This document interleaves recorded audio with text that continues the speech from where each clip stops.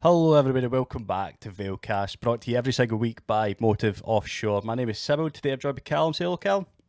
Hello, Simo. Good to have you back with us again. Yes, made it back. Made it back. I'm all moved now, as you can see. Good. If the um, the regular viewers are seeing my background slightly changed, but I'm at home in Glasgow now. But we have to look. We're going to look back at our fixture against Nairn, and then we're going to look forward to our match this weekend coming at Brechin, which I believe is a away game. Callum, it was a bit of a thriller this match, 4-5. So sorry, 5-4 to Nairn. Lost it, very very tight game. What are your thoughts on it? Ah, It's an absolute sickener, isn't it? Just yeah, When the late game's got winner. 9 goals in Um, it, and you oh, come out on the wrong side of it, it's a sour taste, isn't it? it is. It is. To score four and not win a game is, yeah, it makes it even harder to take. I think that the boys kind of were battling all the way through that game, constantly, seeking out equalizers, getting those equalizers, and then, yeah, the ninth goal going in and pretty much an injury time, I think.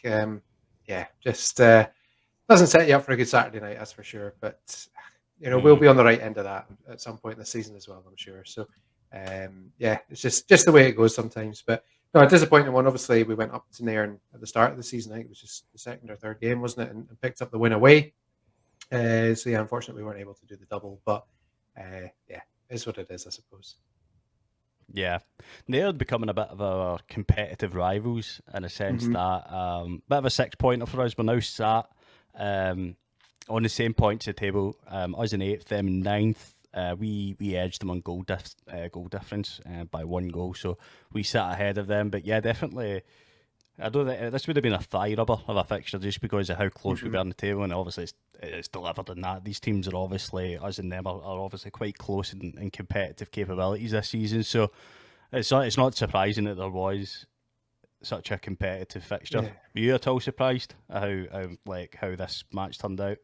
Mm, Yes and no, I suppose. I mean, I don't think anybody really saw it being a 4-5 or a 5-4, depending on how you You look could at never it. really But predict a match like uh, that, but I a know I close wouldn't. I result. certainly wouldn't be putting a pound on a 5-4 in the pools. But I think we knew it was going to be a tight game. I think if you look at, as you say, looking at Yeah, the table, there's now after that game, there's nothing really to separate us. But obviously beforehand, that was still pretty tight.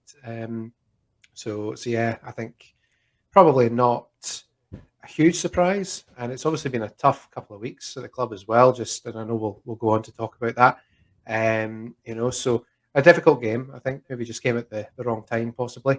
That's no excuse, of course. It's we know the schedule well in advance, so it's just the way it plays out. But um, yeah, I think just a disappointing one. It's one that could have easily gone either way. It really could have. But from a neutral perspective, great advert for Highland League and for Scottish football in general, which is great. But um, if you're part of those kind of adverts, you want to be taking the 3 points away with you as well. So yeah. yeah, just I think a thrilling game, but obviously looking back on it, it's tinged with disappointment, of course.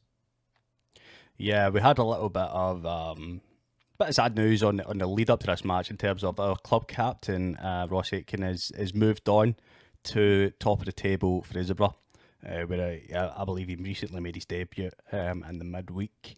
Obviously, it's always, he's a hugely important player for Vale and has been for a number of years now. Club captain, he's had a terrific season. Every time I've seen Ross, he's been either man of the match or close to it. Mhm. So obviously this is a big change for us, and yeah, I just wanted to get your thoughts on it, Callum. Obviously, we had to sell because we had to retain the value of the player. These are just sort of football decisions that the club have to make, isn't it?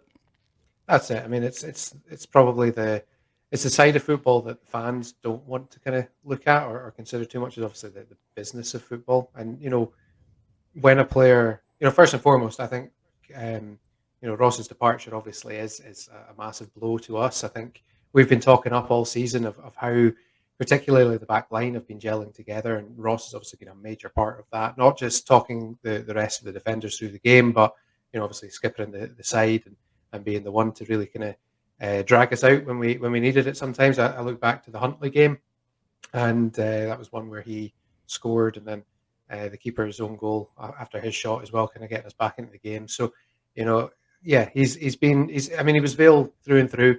He goes with our very best wishes, of course. Of course, we would have liked to have kept him. We would have loved to have had him here next season. But that's just the way it goes sometimes, And as I say, he does go with the best wishes of everybody at the club. Makes a good move as well, going to Fraserburgh. He was very public in that, that he wanted to be challenging for trophies now. As I say, we've got this kind of longer term ambition for the club, but he saw the opportunity to go and do that now. So yeah, fair play to him on that. As I say, it's the bit of football that nobody likes to talk about is that kind of the limited company side of a football club. And yeah, of course, the investment that's been made in Ross right the way through the youth setup and into the first team. It's only right, really, that the club receives suitable recompense for that. Obviously, coming to the end of a contract, it's never going to be the same kind of level of transfer fee or anything like that you normally expect for a player of that caliber, but that's why contracts are in place, I suppose. So yeah, a big blow. Obviously, Matthew Wallace leaving. I know this is the first time we've had a chance to discuss it, because obviously you were moving last week. So Matthew Wallace going as well is another big loss. I think we've talked about how competitive that midfield role is as well, and there is a healthy number of boys that can kind of fill that spot, which is good. I say Matthew again is another one that goes with our best wishes, and again isn't an easy one to replace, but as I say, we do have a good kind of complement of central midfielders there, so that kind of softens the blow a wee bit. And then Mo as well, Michael Morrison standing down due to circumstances outside of football, which obviously is understandable. And again, another one that is always welcome back to Princess Royal Park anytime. So yeah, it's been a tough couple of weeks with outgoings. I mean, that's been again softened somewhat with Harry Noble's contract extension. I'm really looking forward to seeing him coming back, hopefully for the start of the next campaign. But yeah, it's difficult to take, and especially on the day of a game as well. It's not something that you want to see happening. Ross obviously went over to Fraserburgh and made his debut coming off the bench. I'm sure he'll be looking at getting that start 11 at some point as well. I wouldn't be surprised. He won't be one of those that doesn't want to be on the bench. But I don't know how much interaction he'd had with the rest of his new teammates prior to that game. So probably a sensible decision from their manager starting him on the bench. So we'll see how he gets on. But hey, ultimately we've got to look forward. There's no point sitting here feeling sorry for ourselves because a couple of players have gone out the door. As I say, Ross is rightfully well regarded by supporters, well regarded by the management and committee and everything like that at the Vale. It has been with the club since he was a wee boy. So it makes it a difficult one to see pulling on the black and white hoops up at Fraserburgh. But yeah, we'll just move on from it. We've got boys that can fill that spot. I'm sure Craig's looking at the availability out with the club as it stands just now as well to see what we can do to bring in some new bodies. Again, that's something that he's very keen to do. The contract offers on the table for Mr. Trialist to come in and join the club on a permanent basis. So we'll see how that goes over the next wee while. A lot of options, but we'll see how he gets on with that. So yeah, we'll look onwards and upwards. I'm sorry there, we had a wee bit of technical difficulties there. What I was going to say is, if you look at a summer window and how much competition for places that added, I've got every faith in Craig and the team to sort of fill those spaces that we've lost in recent sort of with players exiting and create another set. Like, I mean, if he can build on what he's done this season, that's what we want to achieve. And obviously Ross going and Matt Wallace going as well doesn't change the goals of the club, does it? Everything's going no. And I mean, ultimately, regardless of who they are, and I say, big holes to fill, but no player is bigger than the club. Ultimately, that runs from our level right the way up to the very elite of football. So yeah, I mean, it's just the way it goes sometimes, isn't it? And I know Craig's looking at what's available. Not just for right now, but for building for next season as well. So yeah, the long-term plan doesn't change. As I say, there's always going to be a couple of little roadblocks that go up against you during the season. I say it's tinged with kind of sadness in a way because the boys have been coming on so well over the last couple of months. And really have been gelling as a team, right the way from goalkeeper to centre forward.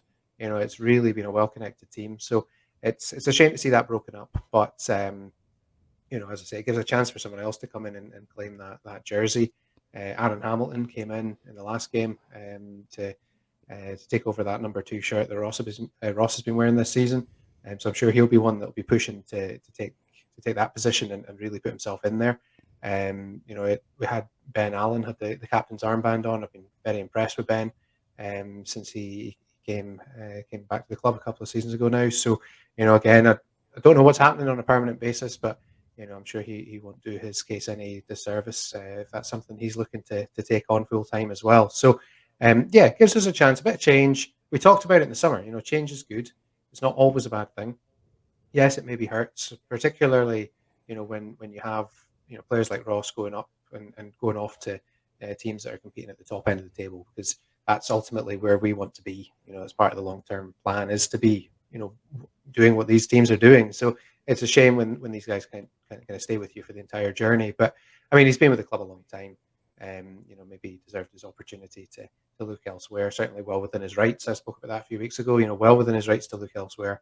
And as I say, at least the club has some comfort that we'll be able to go out and replace him with whatever transfer fee or save wages and things like that have come in as a result. So yeah, we'll see what happens over the next wee while, but I'm not sure what will happen just in the immediate future regarding any transfers in or anything like that.